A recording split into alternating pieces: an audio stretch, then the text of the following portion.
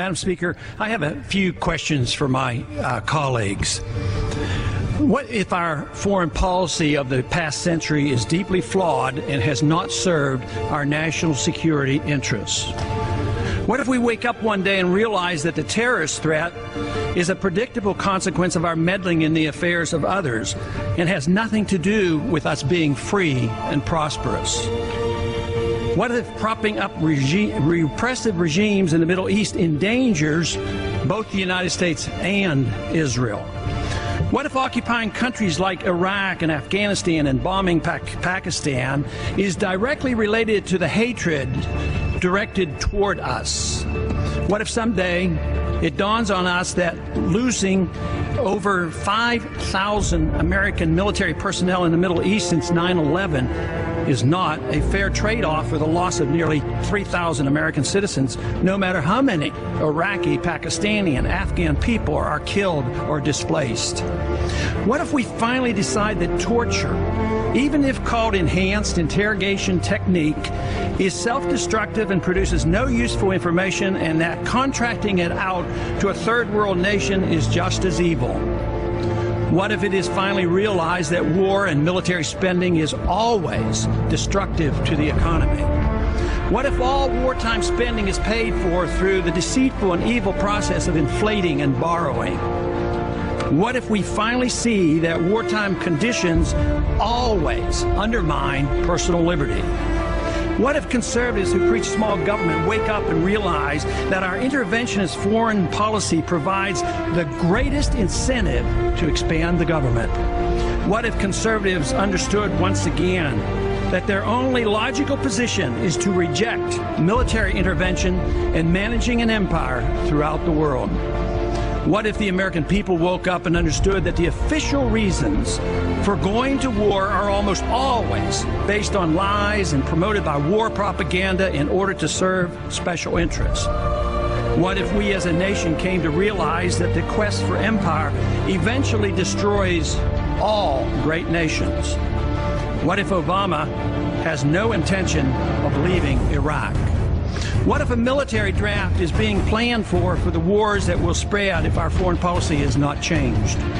What if the American people learn the truth, that our foreign policy has nothing to do with national security, that it never changes from one administration to the next? What if war and preparation for war is a racket serving the special interests? What if President Obama is completely wrong about Afghanistan and turns out worse than Iraq and Vietnam put together? What if Christianity actually teaches peace and not preventive wars of aggression? What if diplomacy is found to be superior to bombs and bribes in protecting America? What happens if my concerns are completely unfounded? Nothing. But what happens if my concerns are justified and ignored? Nothing good. And I yield back the balance of my time.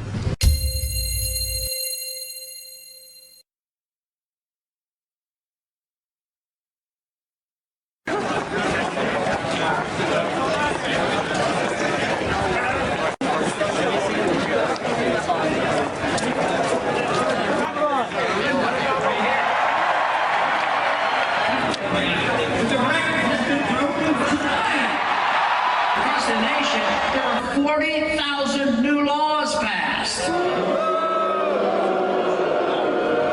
I'd like to be the first president to repeal 40,000 laws.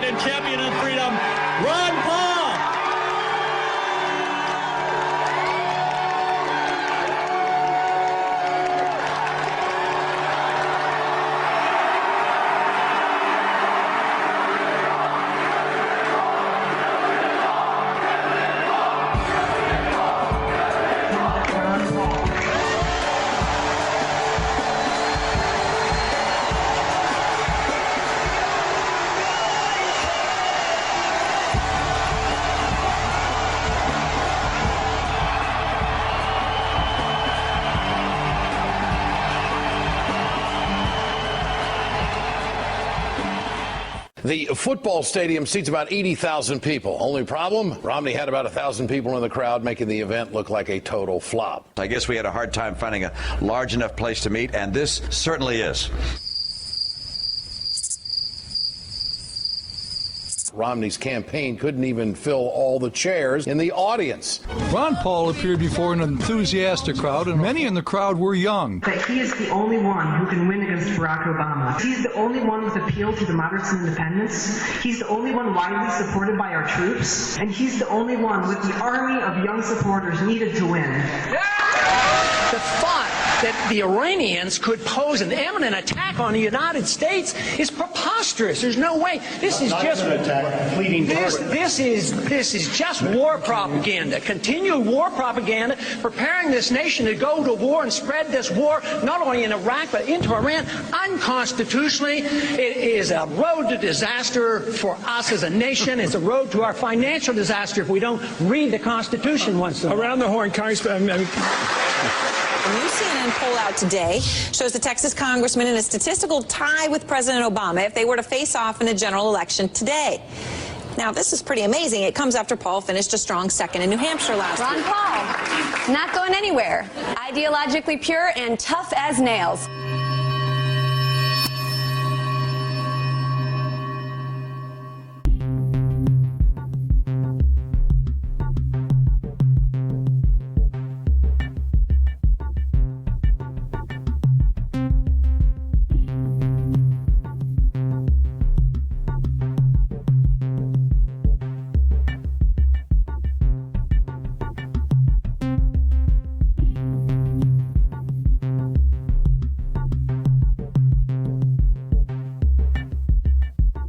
You know, some Republicans out there have been saying that Ron Paul would be very dangerous for this country because he wants to bring troops like you back from your post from all over the world.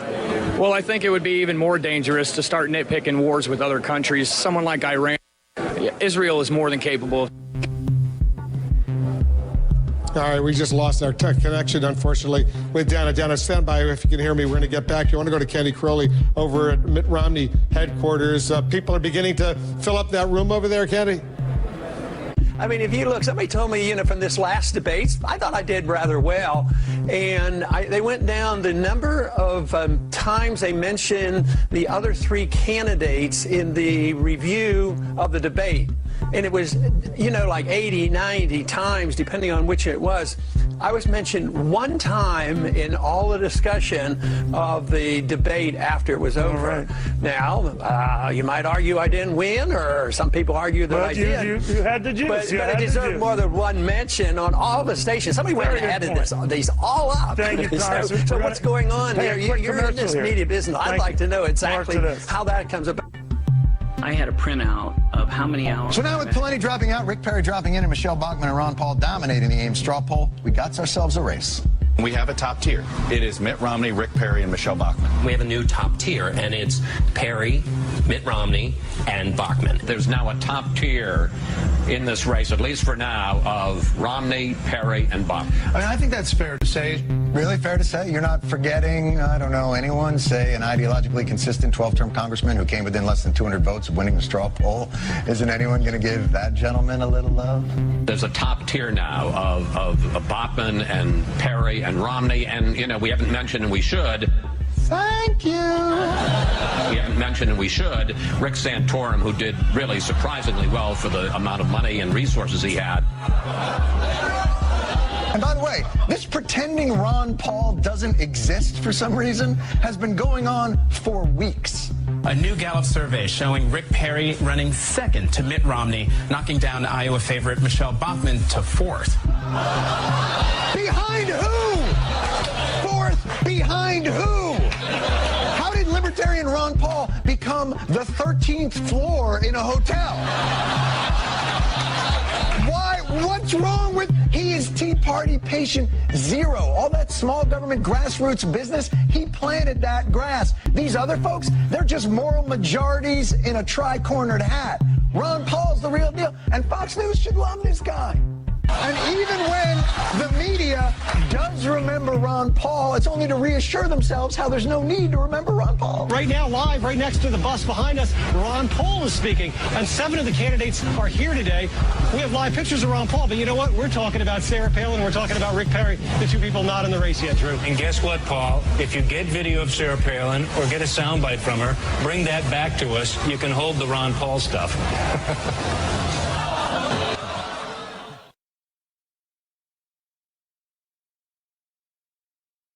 Okay, let's look at the numbers. Here are the favorable, unfavorables right now on the Republican frontrunners. Gingrich, 63% unfavorable, 25% favorable. Look at that spread. Romney, 54% unfavorable, 34 favorable, 20-point spread there. Santorum, he's relatively okay. 38% unfavorable, 32% favorable. He at least, well, he doesn't have a positive, but he does have a bad negative. That's pre-kitchen sink.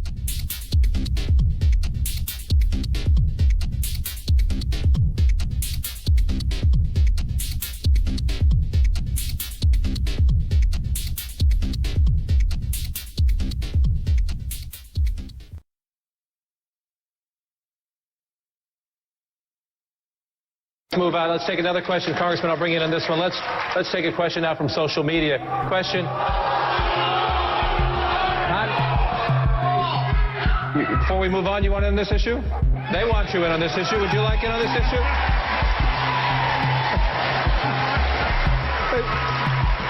John, once again, it's a medical subject, and I'm a doctor, you know.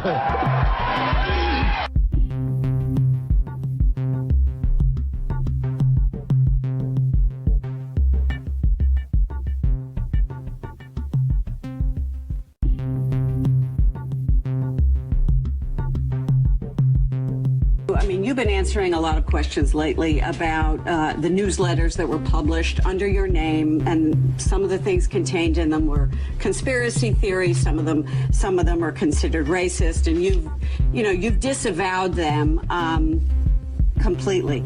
But they were called the Ron Paul Report. And did you read them at all when they were published during those years? Did you ever sort of take a look at it and say, you know what, this isn't what I stand for? Not all the time. But you did read them? Not all the time. Well, on occasion, yes. And did you ever object when you read them? Well, you know, we talked about this twice yesterday at CNN. Why don't you go back and look at what I said yesterday on CNN and what I've said for 20-some years. Is 22 years ago. I didn't write them. I disavow them. That's it. I never read that stuff.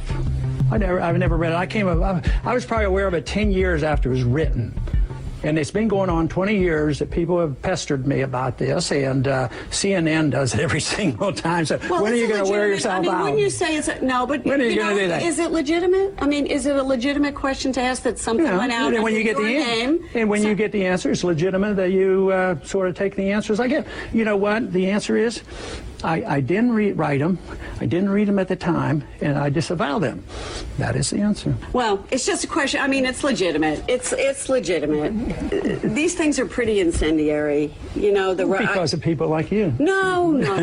Come on. Some of the stuff was very incendiary, and saying that in 1993 the Israelis were responsible for the bombing of the World Trade Center, that kind of stuff. So, goodbye. All right. Thank you, Congressman. I appreciate your answer. Appreciate your answering the questions, and you understand it's our job to answer. Thank you.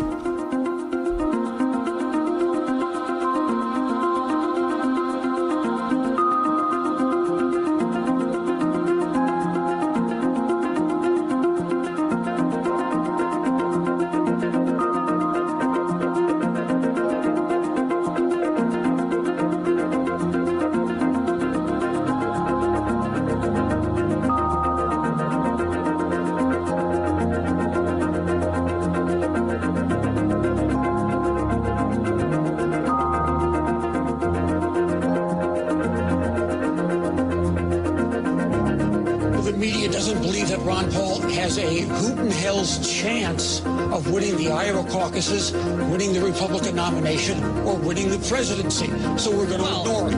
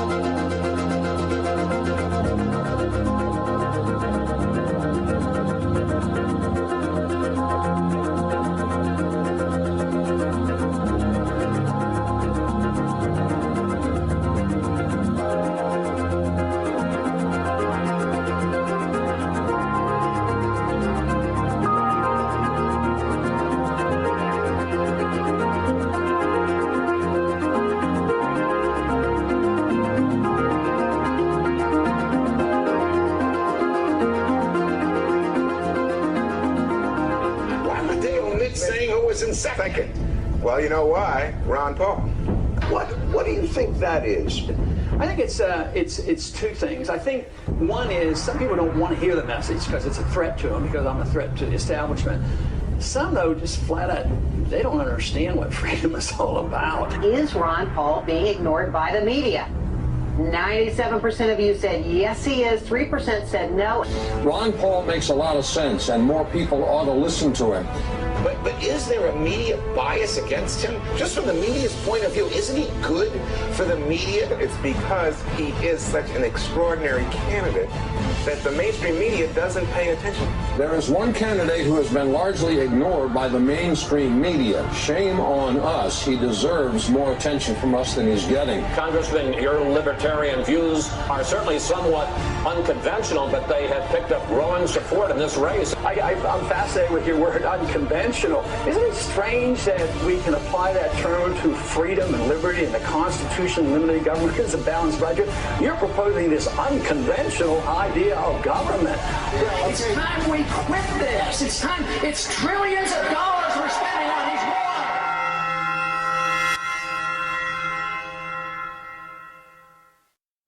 Another question. Mr. Paul, why is the media ignoring you to the extent to not mention you at number 2 in the poll? They mentioned number 1 and 3. Why? Good question. I don't know if I have the answer, because we have to ask those who do those kind of things.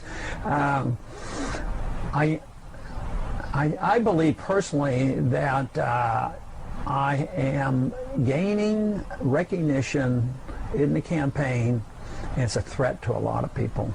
It's a threat to the military-industrial complex. It's a threat to the bankers, the big corporations who get all the benefit. It's a threat to the people who preach that we have to be in the world and be in all these countries. So I think it's big banks, big money, big corporations, and the people who want to be the warmongers. If our views, keep growing in popularity as they are, it's a real threat to the establishment. So the establishment is well protected in many of those individuals that control the 5 major networks. Well, it seems the mass media has officially given up on one Republican presidential candidate, Ron Paul, who has consistently attracted a very passionate and dedicated following, reportedly has had only one embedded reporter throughout the entire campaign. And now he apparently has none, because MSNBC pulled the sole embed off the bus. And this proves that for mainstream reporters, Ron Paul just isn't worth their time. Now, when you see video of Paul, he usually is swarmed with a very energized fan base, yet he hasn't won a single caucus yet. And this has the candidate raising suspicion. Because sometimes we get thousands of people like this, and we'll take them to the polling booth, and we won't win the caucus. So, a lot of our supporters are very suspicious about it. But the straw votes have been very confusing. I mean, you've probably read in the paper about what happened up in Maine. I mean, there's just a lot of confusion. They said, well, let's have a recount. They said, well, we can't have a recount. They just write these numbers down on pieces of paper, and we throw them away afterwards. So it's that kind of stuff that makes you suspicious.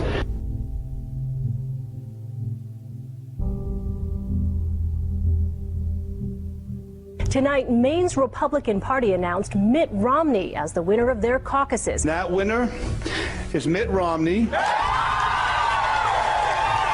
What the headlines haven't told you is that what happened in Maine is the messiest caucus Republicans have had so far. Certain residents in 3 of Maine's counties are being treated right now as if they do not exist. The numbers that the state GOP in Maine are reporting are, according to caucus chairman, incorrect. Kennebec County did vote as they were supposed to last week, but their vote total, as you see here, shows up as a 0 in the Republican Party's official results. Washington County postponed their caucuses on Saturday because of a snowstorm they expected to hit the area. There's a lot more than what you said. The man who canceled it was a Mitt Romney supporter, and the snowstorm he predicted didn't happen. Then there's Waldo County.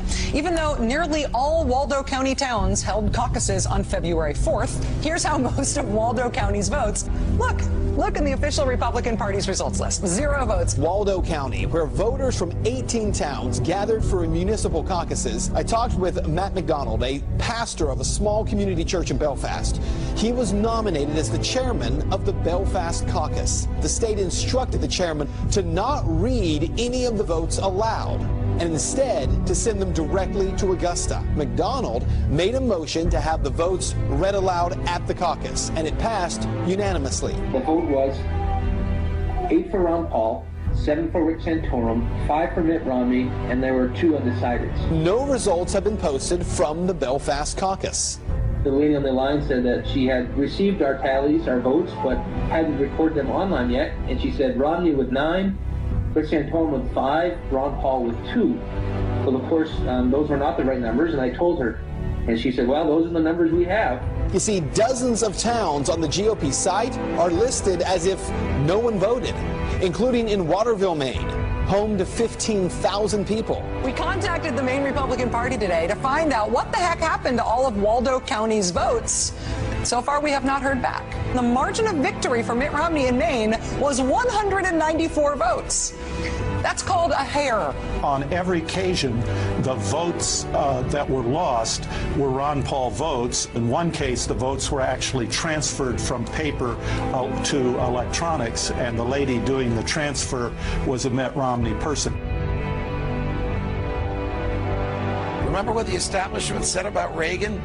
He's radical and out of touch and dangerous. It's the same thing the establishment now says about Ron Paul. What's so dangerous about him? He wants a return to the Constitution. And though the Constitution is our founding document and embodies our first principles of limited government, sound money, and personal freedom, we've drifted so far from it that a return to those principles would indeed mean substantive change to the government. The only danger Ron Paul represents is to the establishment that fears its own loss of power. We've drifted so far, drowned so deep in debt, lost so many of our rights, fought so many fruitless wars, that if we don't rock the boat now, we may end up sinking. What's your plan for tonight? Tell the truth. I've been in politics for 35 years. My cause has been the cause of liberty.